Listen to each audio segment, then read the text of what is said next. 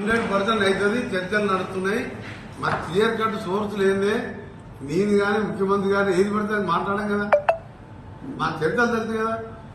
అంత ఘోరంగా బడ్జెట్ పెడితే ముఖ్యమంత్రి గారు వెంటనే బడ్జెట్ అయిపోమని 5 గంటలు ప్రెస్ మీట్ పెట్టిన. నేను ఢిల్లీలోనే ఉన్నా. అంత ఘోరమైన తెలంగాణకు అన్యాయం చేసి ఏపీ రియాలి అంటే 2 రాష్ట్రాలు. అది ఒక్క మాట ఇప్పటికి ఎందుకు ఖండించాలో చెప్పాలి మీరు. విలీనానికి ఇది చర్చలకు జరుగుతుందనడానికి ఉదాహరణ కాదా? అటువైపు అడుగులు పడుతున్నాయి కాబట్టి కేంద్ర ప్రభుత్వం తెలంగాణ వ్యతిరేక బడ్జెట్ పెడితే తెలంగాణ నిట్ట ముంచితే కనీసం తెలంగాణ పేరు తీసుకోకుంటే ఎందుకు మాట్లాడతలేడు? ఇంత మంచి బడ్జెట్ ప్రవేశపెట్టిన మా ప్రభుత్వాన్ని తీర్చెండాడతావు. నువ్వు రేపో మాపో విలీనం కాబోయే పార్టీలో తెలంగాణ పేరెత్తకుండా 8 రూపాయలు ఇయ్యలే మాకు. అలాంటి ప్రభుత్వాన్ని ఒక మాట ఎందుకు అనలే? ఇక విలీనం అవుతుందా కాదా టీవీ9 వాళ్ళు మిగిలిన టీవీ వాళ్ళు ఆలోచించుకోవాలి. మీరు ఎవరైనా రాష్ట్రం మీద ప్రేమ ఉంటే ఇలా అన్ని రాష్ట్రాలు దుమ్మెత్తిపోస్తున్నాయి. ఇది కుర్చీ బచావో ప్రభుత్వం. మోడీ గారు అక్కడ నితీష్ కుమార్ చంద్రబాబు నాయుడు సీట్లుంటే సరిపోతుంది. లేదు గవర్నమెంట్ పడిపోయి రాహుల్ గాంధీ ప్రధానమంత్రి అవుతారు, ఇండియా కూటమి వస్తుంది అని చెప్పి భయానికి బడ్జెట్ ఇచ్చిండు. మనకు ₹1 ఇయ్యలే. కేసీఆర్ వాళ్ళ కొడుకు హరీష్ రావు ఎందుకు ఇప్పటికీ ఆ బడ్జెట్ మీద మాట్లాడలే?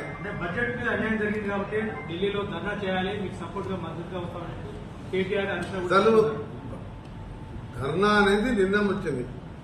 బడ్జెట్ ప్రవేశపెట్టిన రోజు అన్ని పార్టీలు దేశం అంతా గగ్గోలు పెట్టి ప్రతిపక్ష పార్టీలు కుర్చీ బచావో ఆయనకు సపోర్ట్ చేసే పార్టీలకే ఇచ్చాడు. తెలంగాణకు మొండి చేయి చూపించాడు, తమిళనాడు మొండి చేయి చూపించని రేపు 27 నీతి ఆయోగ్ సమావేశాన్ని కూడా దక్షిణాది రాష్ట్రాల ముఖ్యమంత్రులు బహిష్కరిస్తుంది. ఎందుకు ఖండించలేదు? ఫస్ట్ దానికి సమాధానం చెప్పాలి. ఇంత మంచి బడ్జెట్ ప్రవేశపెట్టిన మా గవర్నమెంట్నేమో తీసి చెండాడుతావు. 73,000 కోట్లు అగ్రికల్చర్ కు పెడితే చర్చలు జరుగుతున్న మాట చిన్నపిల్లలకు కూడా తెలుస్తుంది. అది మీరు త్వరలో చూస్తారు. ఎందుకంటే జరిగే విషయాలు మాకు తెలుసు కాబట్టి మీరు కూడా పరిశోధన చేసుకోండి. మీరు కూడా ఇంటెలెక్చువల్స్, మీకు ఢిల్లీలో రిపోర్టర్లు ఉంటారు, మీరు కూడా ఎంక్వైరీ చేసుకుని నేను చెప్పే మాట ముమ్మాటికి వాస్తవం. ఎందుకంటే నిన్న ఆయన మాటలను బట్టి అర్థమైంది.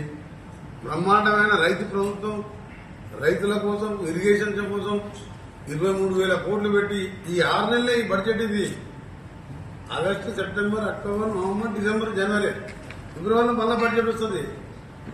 ఇంత తక్కువ సమయానికి బడ్జెట్ ఇది 3 లక్షల కోట్లు. రెగ్యులర్ బడ్జెట్ కాదు, మధ్యలో ఓటానికి ఎలక్షన్స్ ఉన్నాయి కాబట్టి ఇప్పుడు పెట్టింది ఇది. ఇంకా నెక్స్ట్ ఇయర్ బడ్జెట్ లో ఇంకా అన్ని మేము చెప్పిన పనులు, చెప్పని పనులు ఇవన్నీ చేయబోతున్నారు. శ్యామ్ నోట్లు తలకాయ పెట్టిందంట, ఉద్యమం చేసిందంట. నేను హరీశ్రావు మాట్లాడుతున్నాను. ఇక పనికిరాని మాటలకి ఎందుకని నేను సమాధానం చెప్పలే. ₹100 పెట్రోల్ దొరుకుతుంది, అగ్గిపెట్టి దొరుకుతుంది. ఆయనకి 20 పైసలు అగ్గిపెట్టే. ఈయనేమో శ్యామ్ నోట్ల నిమ్స్ హాస్పిటల్లా దవాఖాన చేస్తే వాడు చచ్చిపోతాడా? అన్ని అసలు అబద్దాలు మాట్లాడుతుంటే ప్రజలు నవ్వుకుంటారు. ఎందుకంటే మన 16 సీట్లు ఓడగొట్టాక ఉద్యమం చేసిన ఓడగొడతాడా? దొంగ నాటకాలు కాకపోతే, నువ్వు మోడీతో కుమ్మక్కు కాకపోతే ఎందుకు నువ్వు ఇవాళ గవర్నమెంట్ కేంద్ర ప్రభుత్వం బడ్జెట్ మీద ప్రశ్నించం? ఇంత మంచి బడ్జెట్ పెట్టినా మా ప్రభుత్వాన్ని హర్షించకపోయినా నోరు మూసుకొని కూర్చోవాలి తప్ప తీర్చి చెండాడతాడు. అందుకని ఆ కోపంతో చెప్తున్నా. నేను ఇవాళ తీర్చి చెండాడిండు 2 సార్లు. నేను 6 నెలలు అసెంబ్లీలో, పార్లమెంట్లో, రేపు లోకల్ బాడీలో కూడా నీకు అడ్రస్ లేకుండా చేస్తాం నీ పార్టీని. అప్పటికి నీ పార్టీ బీజేపీలో విలీనం అవుతుంది. కానీ ఒకవేళ ఉన్నా అడ్రస్ ఉండదు.